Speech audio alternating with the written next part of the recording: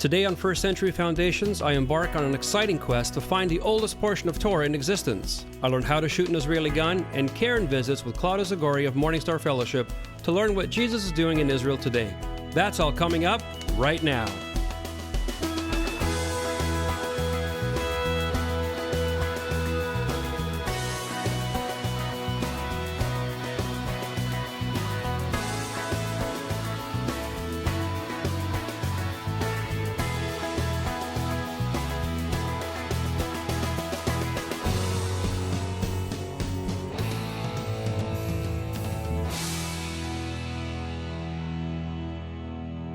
Hey everybody, I'm Joe Amaral. And I'm Karen Amaral. And welcome to First Century Foundations. In this season, we are learning about the culture of Jesus.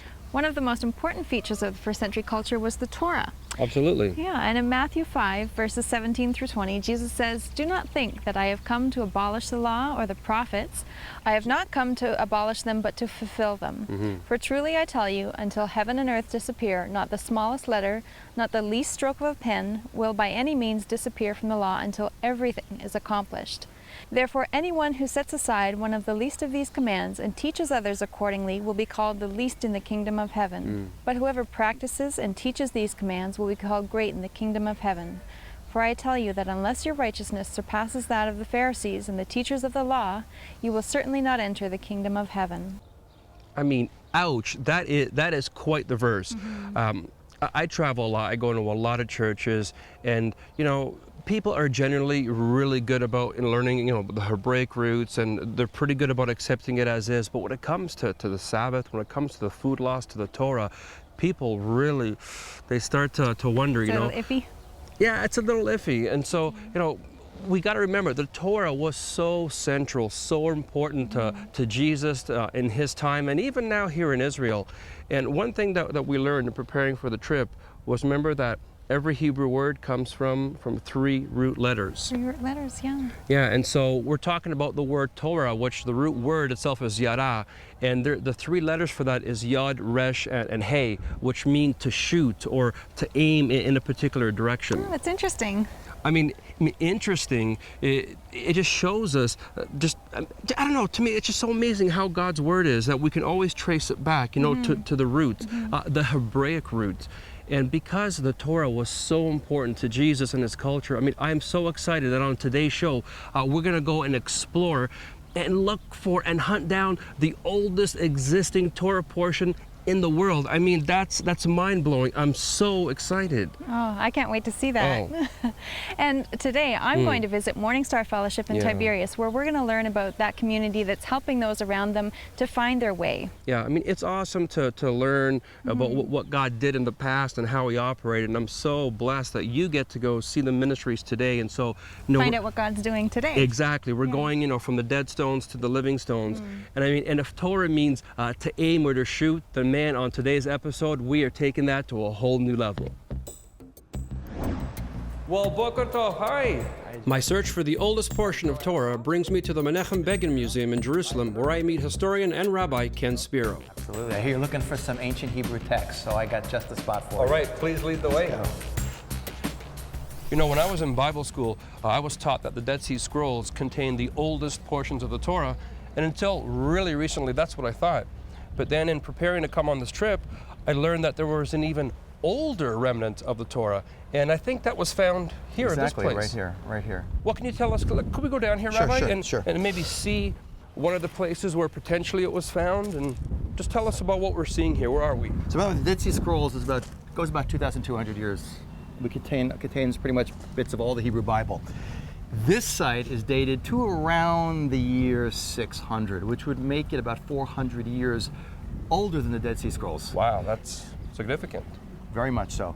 And really, in this place was found, and most archaeologists agree, one of the top, I would say for sure, top 10 most significant artifacts found related to the Hebrew Bible was found in this site over here. It was a tomb that they found. Right. What archaeologists have found around the hills here are multiple First Temple period tombs used by wealthy families for many generations. They believe that this specific tomb site was used for several hundred years during the late First Temple period. Okay, but there was something, because we're hunting for the world's oldest portion of the Torah, And all our research led us here because they found something incredibly significant, didn't they?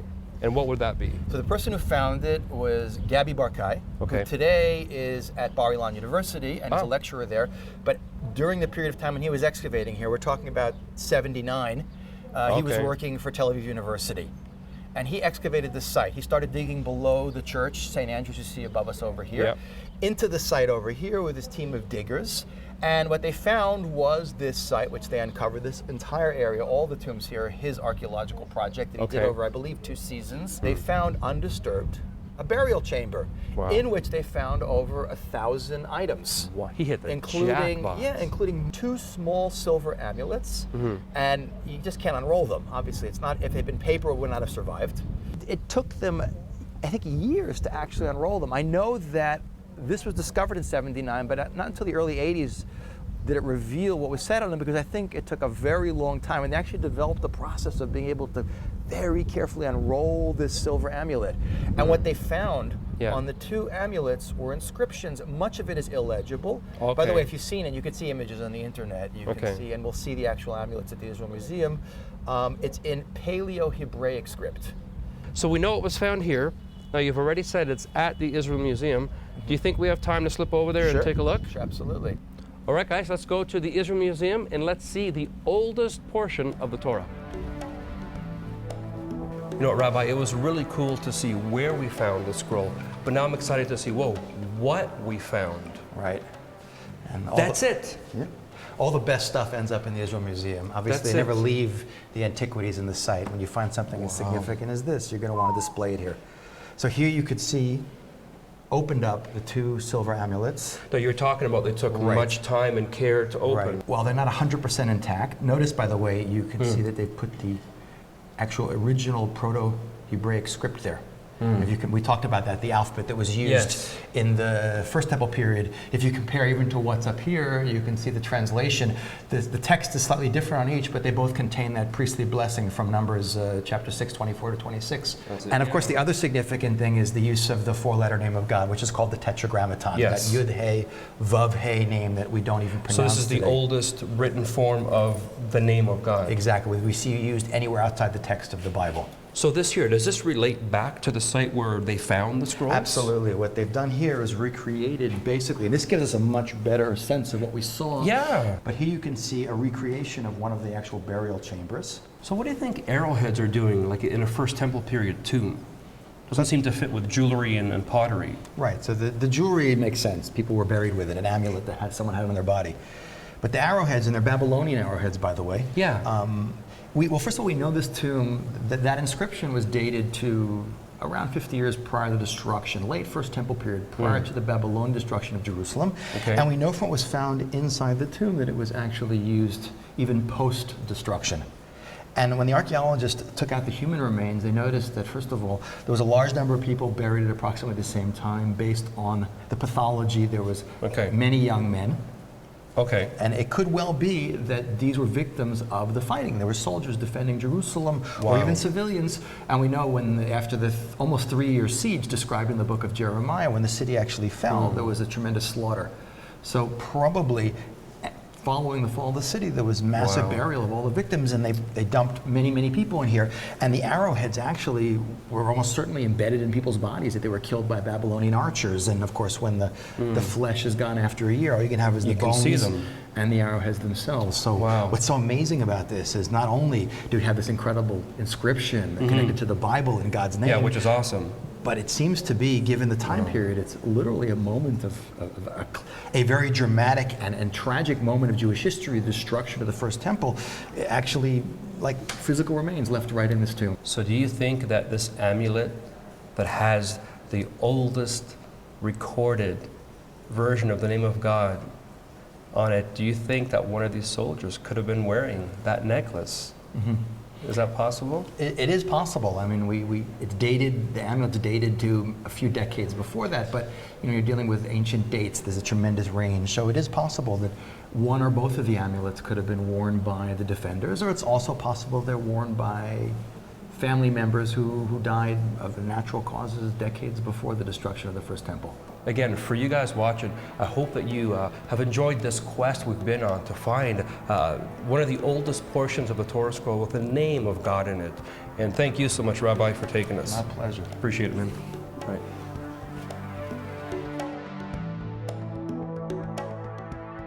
After personally seeing the Silver Scrolls, I had a surprise encounter with Dr. Gabriel Barkay, the archaeologist who actually made the discovery back in 1979. What's awesome is we just happened to meet you here, and you found them like you could almost throw a stone to where you found Of the them. valley. This is the Valley of Hinnom, Yeah. and I named the site, which is on the other side of the valley, just opposite us. It's amazing that you found it just over there. We bumped into you. Now, you said earlier that this is, a really important discovery, no matter who made it. How important is it? The significance is that we had this text already crystallized in a time which is 2,600 years ago. Yeah. This is something which is amazing. This is against the view of some biblical scholars who say that the Pentateuch text was composed somewhere in Second Temple period. So we have here First Temple period remains, and that is beyond any doubt. We have here two objects bearing the priestly benediction.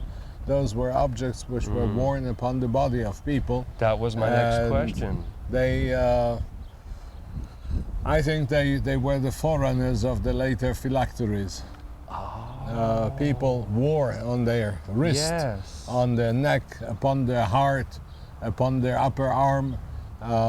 They wore all kinds of objects which were written with sacred verses in order to have a blessing. But when you found out that it was that, we say in English, the Aaronic benediction or the priestly blessing, I mean, what was that like to know of all the texts that it could have been? It was that beautiful portion of the Torah. For me, it was something of great significance because I was born in a time and place that nobody should be born during Second World War in Central Europe.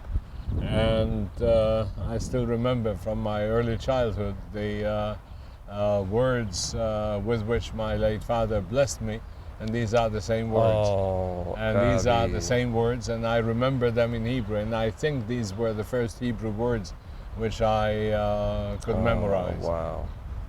What a gift. It's closing a circle for me personally as well. Gabi, thank you so much, man, for taking time, for You're sharing. most welcome. I appreciate it.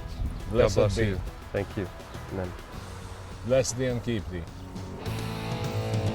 Coming up, Karen visits Claudia Zagori of Morning Star, and I get the VIP treatment from Israeli counter-terrorist soldiers. For 2,000 years, man has been studying the life and words of Jesus. But in our modern culture, can we truly understand what he really meant? Now we can.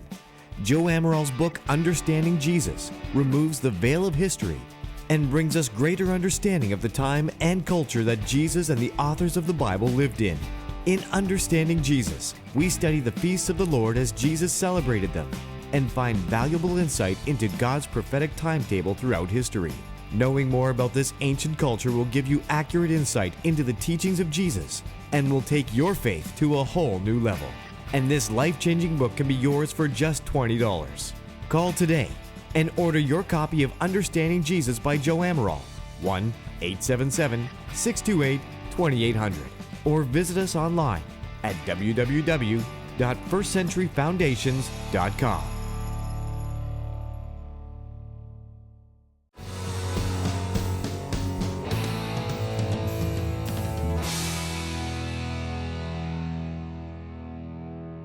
We're here in Tiberias today, and we're meeting with Claudia Zagori from Morning Star Fellowship and learning more about how his ministry got started and where it's going.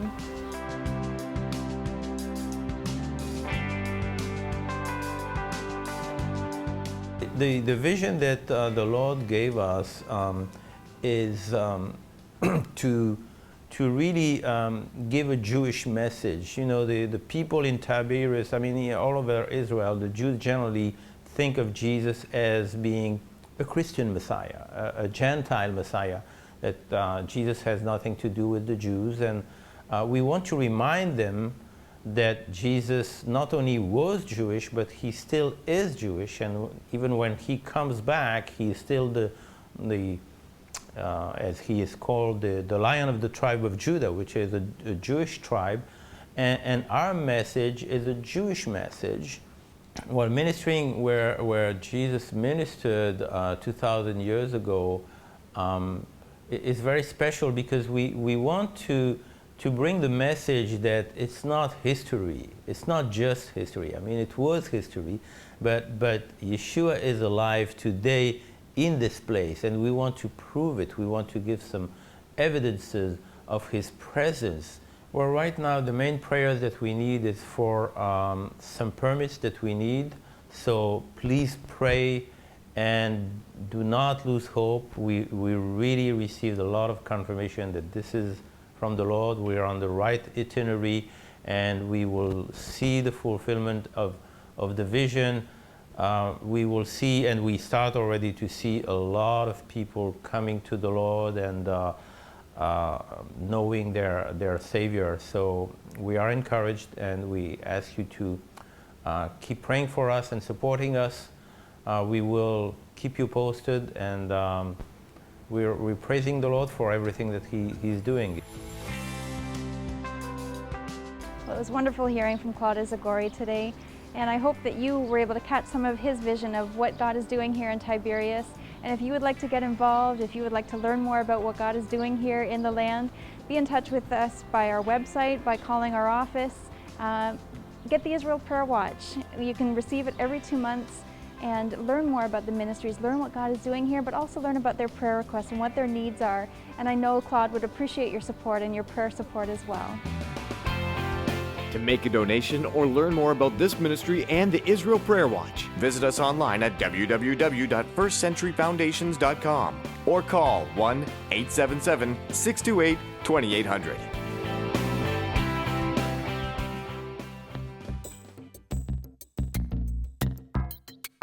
In order to really understand what the Torah means to aim, I decided to visit the counterterrorism base Caliber 3. And I have the privilege of apparently being with a legend here, with Shai, who's going to instruct me and turn me into a warrior, right? In a short time, yeah. In a short time. So tell us a little bit about the school. Why do you exist? Okay, so first of all, Gush Etzion is a region south to Jerusalem. This is a very questionable region, meaning two people claim for the right to be here. Okay. We will always be here if it's up to us. Okay. Our problem is that we are right, but they're right as well. Okay. Meaning because of that, there is no consent. Right. We don't shoot at Palestinians. I understand. We shoot at someone which, if we don't, he kills others. Right. Okay, so this is counterterrorism. Makes sense. Now, counterterrorism differs from any other military method. The terrorist, he has an automatic weapon. And once he initiates the first shots, from the first bullet till the number 30, 2.8 seconds. So 30 bullets, 2.8 In seconds. 2.8 seconds, the M16. Meaning every split of a second you delay in stopping him, more people get hurt. That's right. Why? This is why the counter-terrorist combat must be best of them all. The terror attack can occur every place. That's right. In a school, God forbid, on a train station, on a bus, On a shopping on mall. a plane, on a shopping mall. Everywhere. So you always have doors, you always have covers. So and you- you have to know how to respond in such a situation. And what we'll simulate over here is that you are going to be protected by Shai. Okay. This is kind of a surprise drill to us because we're going to rush in and we're going to work very, very fast. I don't know what to expect. You can I'm a little scared, but I'm excited too. enemy.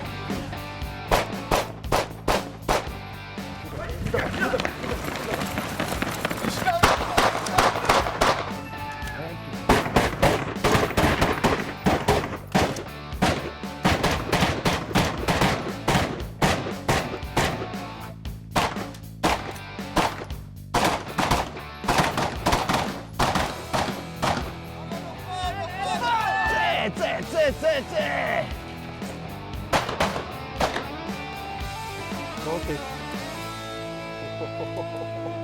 That was intense.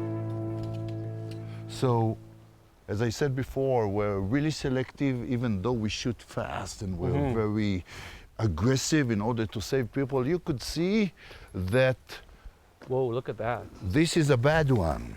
Why so? Missed. But why is it so bad? Because it's in a crowded area, meaning this bullet could have killed could have somebody. hit somebody else. We want the bullets to stop in him. Right, right. So the small bullet is from the assault gun. Okay. The big are from the handgun. The big are mine. Ah, okay. I had 10 of them, and you can see the whole 10. Oh my goodness. Okay. Yeah. Even though we were quite under pressure. Now, if I couldn't hit him, or I didn't have to, I will never spread.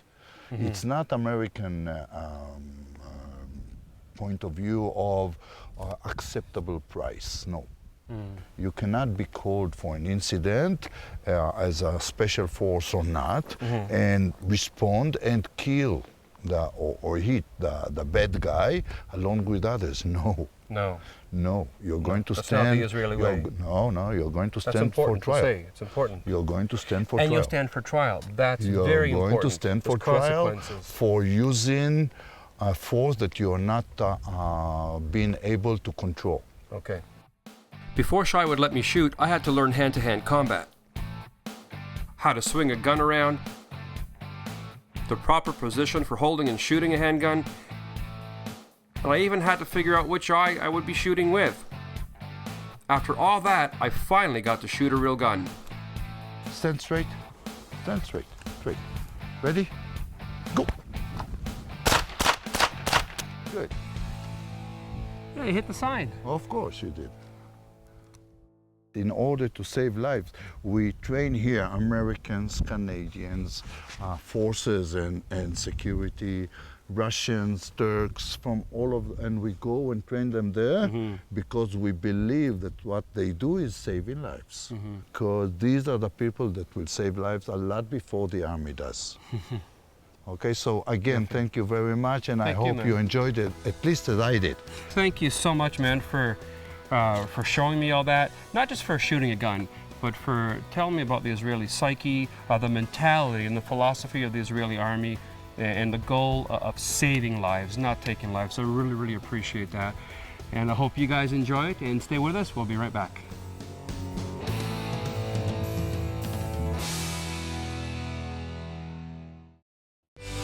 God's Holy Days, the new DVD teaching series by Joe Amaral. Filmed in a conference speaking environment, infused with rich visuals such as photos and realistic video reenactments, this series will take you on an exciting journey of discovery. In God's Holy Days, you'll learn the meaning behind many symbolic parallels that have long been forgotten by the church. Find out why most Western believers have little knowledge of these feasts, and how much there is to gain once we understand them. This 3.5-hour teaching series will show you how Jesus is both concealed and revealed in the feast of the Lord, from Passover through Tabernacles. You'll be amazed as Joe describes in detail how these feasts can still powerfully apply to all believers everywhere. Included with the purchase of this DVD is a 7-week study guide to help you personally apply these many truths. To order your copy, call right now, 1-877-628-2800.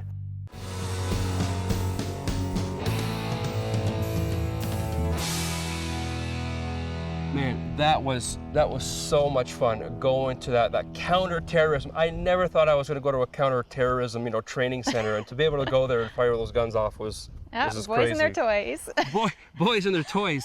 You guys didn't see it in this episode because we shot way more footage than we can put into 30 minutes. Go to the backstage pass area of the website and you'll see who else was having fun yes. with some guns over there. I'm sure Daniel would like to do that too, our son. Yeah, a lot of boys would. Oh yeah. It was really cool. Remember when Shai was training me and doing all that kind of stuff? Well, he talked about shooting and aiming and how when you're just that little bit off, it can really harm somebody. And kill somebody. He Yeah, was talking about yeah. how you have to hit it right in the center, and if you Yeah. miss, you could do a lot of damage. Right. And you know, in producing the show, we got thinking about that with sin in our own lives. A lot of times, you know, we think that our actions are affecting people around us. Ah, it's Right. my life, I can do whatever I want. But you know, when we're missing the mark, Yeah. right? Yada, the root of the word for Torah is hitting the mark, and when we miss it, you know, we affect people. Yeah. You know, we may not physically kill them, but spiritually, emotionally, you know, psychologically, we can really hurt them with our words. And you know, and again, talking about the Torah, going to that museum with Rabbi Ken and walking through the tombs and finding the oldest portion of the Torah, it was fantastic. That was super special. I think it's so neat that they used to wear that. It's probably the Oh, yeah. earliest version of the tefillin, where they wore it on their arms. They wore it on their bodies because they wanted to keep the word of God close to themselves. Close to their hearts. Yeah. And then looking and seeing, you know, the ruins and finding those arrowheads. You know, we have like actual evidence, I mean, Yeah. of a Bible story, the physical destruction by the Babylonians of Jerusalem. I mean, it was just one of those incredible experiences. And then going to the museum and seeing them there in the flesh, it was absolutely remarkable. And it's so neat to see what God was doing in the past, but it was also so neat to see what God is doing in the present. And Yeah. visiting the ministry today was just wonderful, and being able to see how they're reaching their community for the Lord, how they're reaching out and touching people and helping them, and how they're making a difference. And I know that there are a lot of our viewers who would also like to make a difference, and they can make a difference by visiting our website, learning more about the ministries, praying for them. We have a Giving. we have a publication that we put out every 2 months. Yeah, the Israel Prayer Watch. Yeah, and that can help you just pray a minute a day for a ministry in Israel. Yeah. There are over 70 ministries that we work Yeah, with, yeah. and we support with our finances, with our prayer, and with helps. And if you would like to learn more about that, contact us through calling our office, visiting our website. Yeah. You can learn more about clicking on our ministries page. And Yeah, absolutely. You know, and as much fun as I know you're having watching the show, and as much fun as it is, you know, making the show, there is nothing. Can you guys see this background? I mean, that's Jerusalem, you know, the city that's mentioned 700 times plus in the Bible. Taping here is one thing, watching it is another, but being here, I mean, taking your feet and planting them on this ground and walking it, guys, we want you here with us. We want you to come and have the trip and the journey of a lifetime.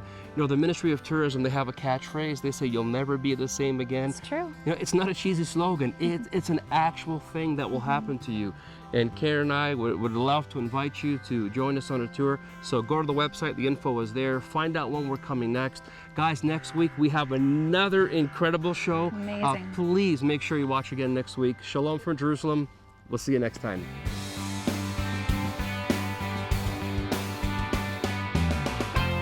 Now, would you be comfortable with actually lying down so No the viewers problem can at all. see what two dead bodies would look like?